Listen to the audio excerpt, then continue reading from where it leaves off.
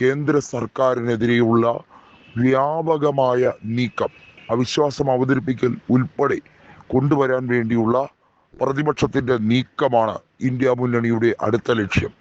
കേന്ദ്ര സർക്കാരിനെ വീഴ്ത്തുക എന്നതിന് പ്രതിപക്ഷത്തു നിന്ന് മാത്രമല്ല, ഭരണപക്ഷത്തുള്ള സഖ്യകക്ഷികൾ കൂടി പിന്തുണയുമായി എത്തുന്നതോടുകൂടി BJP അവതാളത്തിലായിരിക്കുകയാണ്. അമിത്ഷാ കേന്ദ്ര ആഭ്യന്തര മന്ത്രിസ്ഥാനം രാജിവെക്കേണ്ട സാഹചര്യം വരും. കാരണം അമിത്ഷായെ ഏറ്റവും കൂടുതൽ എതിർക്കുന്ന സഖ്യകക്ഷി നേതാക്കളിൽ ഒരാൾ എന്ന് പറയുന്നത് ആന്ധ്ര മുഖ്യമന്ത്രിയായ ചന്ദ്രബാബു നായിഡു തന്നെയാണ്. നായിഡുവിനെ സംബന്ധിച്ചിടത്തോളം BJP അധികാരം ഉറപ്പിച്ചത് നായിഡുവിന്റെ കാരുണ്യത്താലാണ്.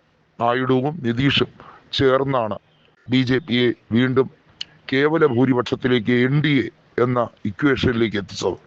നായിഡുവിന്റെ ഡിമാൻഡുകളൊന്നും തന്നെ അംഗീകരിക്കാതെ, നായിഡുവിനെ അപഹസിച്ചുകൊണ്ട് ഇപ്പോൾ കേന്ദ്രം നടത്തുന്ന നീക്കങ്ങളെ അതിശക്തമായി എതിർത്ത് ഉപരാഷ്ട്രപതി തെരഞ്ഞെടുപ്പിൽ കേന്ദ്ര സർക്കാരിന്റെ നോമിനിയെ തള്ളുക.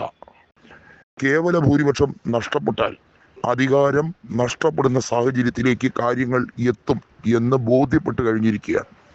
അതാണ് ഇപ്പോൾ ഏറ്റവും പ്രധാനമായും ചർച്ചയ്ക്ക് വഴിയൊരുക്കുന്ന രീതിയിലേക്ക് സഖ്യകക്ഷികളുമായി ഒരു വലിയ ആശയത്തിലേക്ക് NDA യോഗം വിളിച്ചു കൂട്ടിയിരിക്കുന്നത്. NDA യോഗത്തിൽ നിന്നും വിട്ടുനിൽക്കാൻ ഐക്യജനതാദൾ MP-മാരും ഇപ്പോൾ നിതീഷിനോട് ശുപാർശ ചെയ്തിരിക്കുകയാണ്. നിതീഷിനെ സംബന്ധിച്ചിടത്തോളം നമുക്കറിയാം, ബീഹാറിലെ നിയമസഭാ തെരഞ്ഞെടുപ്പിൽ അദ്ദേഹത്തിന് വീണ്ടും പിടിമുറുക്കണമെന്നുണ്ട്. അതിന് BJP വഴങ്ങുമോ എന്നുള്ള കാര്യത്തിലും സംശയമുണ്ട്. നിതീഷിന്റെ ഇപ്പോഴത്തെ രാഷ്ട്രീയ അവസ്ഥ അനുകൂലമല്ല എന്ന് ഐക്യജനതാദളിന് അറിയാം. നിതീഷിന്റെ തീരുമാനത്തോടൊപ്പം നിൽക്കണ്ട എന്ന് ഐക്യജനതാദളിൽ പലരും വിചാരിക്കുന്നു. ശരത് യാദവുമായി, അതായത് ബീഹാറിലെ മുൻ ഐക്യജനതാദൾ ദേശീയ അധ്യക്ഷൻ കൂടിയായിരുന്ന ശരത് യാദവുമായി ചങ്ങാത്തമുണ്ടായിരുന്നവരിൽ പലരും ഇപ്പോൾ നിതീഷുമായി എതിർപ്പിലാണ്. അവരുൾപ്പെടെ NDAയിൽ പിളർപ്പുണ്ടാക്കാൻ നിൽക്കുകയാണ്. ചിരാഗ് പാസ്വാന് കൊടുക്കുന്ന അമിത പ്രാധാന്യം ഉൾപ്പെടെ അവർ ചർച്ചാ വിഷയമാക്കുന്നു.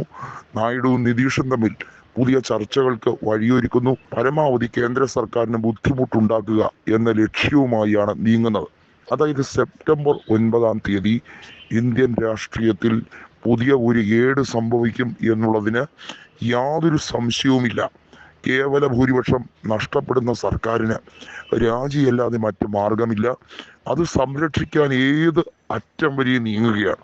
രാഹുൽ ഗാന്ധിക്കെതിരെ വലിയ തോതിൽ ഹെറാൾഡ് കേസ് ഉൾപ്പെടെ, നാഷണൽ ഹെറാൾഡ് കേസ് ഉൾപ്പെടെ പലതും കുത്തിപ്പൊക്കി പ്രതിപക്ഷത്തെ നിശ്ചലമാക്കി കളയാം, അതുവഴി ഇതിനെ അതിജീവിക്കാം എന്നത് മാത്രമാണ് കേന്ദ്രത്തിന്റെ സിദ്ധാന്തം. കേന്ദ്രം ഒരു പരിധിവരെ പ്രതിപക്ഷത്തിന്റെ ഉപരാഷ്ട്രപതി സ്ഥാനാർത്ഥിയെ അംഗീകരിക്കേണ്ടി വരുന്ന സാഹചര്യം വന്നാൽ, അങ്ങനെ ഒരു പ്രഖ്യാപനം നടന്നില്ലെങ്കിൽ അതും വലിയ തിരിച്ചടിയിലേക്ക് പോകും. ചുരുക്കി പറഞ്ഞാൽ ഉപരാഷ്ട്രപതി തെരഞ്ഞെടുപ്പ് കേന്ദ്ര സർക്കാരിന്റെ വാട്ടർലൂ തന്നെയാണ്.